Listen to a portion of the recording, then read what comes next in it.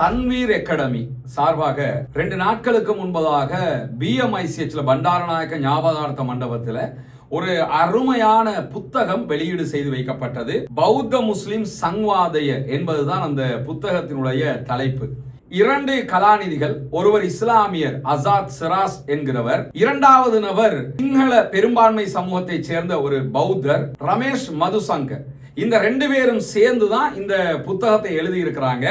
சிங்கள பெரும்பான்மை மக்களுக்கு மத்தியிலே இஸ்லாமியர்களுடைய செயல்பாடுகள், அவர்களுடைய கலந்துரையாடல்கள், எப்படி நம்ம இவ்வளவு காலத்தை கடத்தி இருக்கிறோம், இனி எப்படி கடத்தலாம் என்பது தொடர்பான 2 தரப்பினுடைய தகவல்களும் ஒன்றிணைக்கப்பட்டதாகத்தான் இந்த புத்தகத்தை அவங்க தொகுத்திருக்கிறாங்க.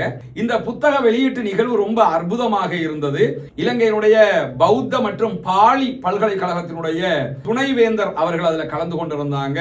அவர் ஒரு பிரதான பௌத்த மதகுரு.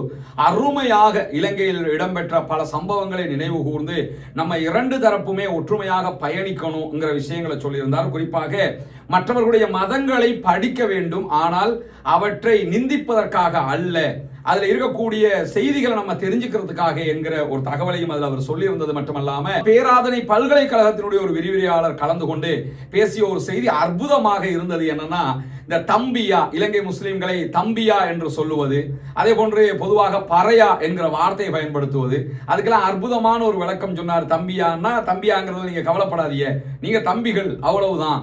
அதே மாதிரி அந்த சகோதரன் என்கிற விதத்துல நீங்க அதை புரிஞ்சுக்கிறணும், ஏன்னா அது புரியாம மக்கள் சொல்றாங்க என்கிறதையெல்லாம் ரொம்ப அழகாக அவர் பேசியிருந்தார். அந்த வீடியோக்களை தன்வீர் அகாடமியுடைய லைவ் பேஜ்லயே நீங்க பார்க்க முடியும். அதே மாதிரி இந்த நிகழ்வுல புத்த சாசன அமைச்சர் அவங்க பங்கெடுத்திருந்தாங்க.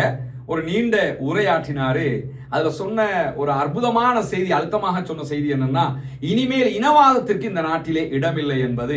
எது எப்படி போனாலும் இனவாதம் தகர்த்தெறியப்பட வேண்டும், இனவாதமற்ற அழகான ஒரு இலங்கையாக இந்த தாய் திருநாடு மிளிர வேண்டும் என்பதுதான் இஸ்லாமியர்களாக, இலங்கையர்களாக நம் அனைவருடைய எதிர்பார்ப்பாகவும் இருக்கிறது. கட்டாயம் இந்த புத்தகத்தை வாங்குங்க, வாங்கி படிங்க, மற்ற சகோதரர்களுக்கு அன்பளிப்பு செய்யுங்க. தன்வீர் அகாடமியால இதுக்கு முன்னாடி ஒரு அற்புதமான புத்தகம் வெளியிட்டு இருக்கிறாங்க.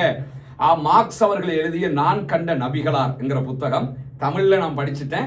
சிங்களத்துல அந்த புத்தகத்தை தன்வீர் அகாடமி வெளியிட்டிருக்கிறாங்க. கண்டிப்பாக அந்த புத்தகத்தை வாங்குறது மட்டுமல்லாம பிரமத சகோதரர்களுக்கு அன்பளிப்பு செய்யுங்க. அன்பளிப்பு செய்வதற்கு ஏற்ற அற்புதமான ஒரு நூலும் கூட.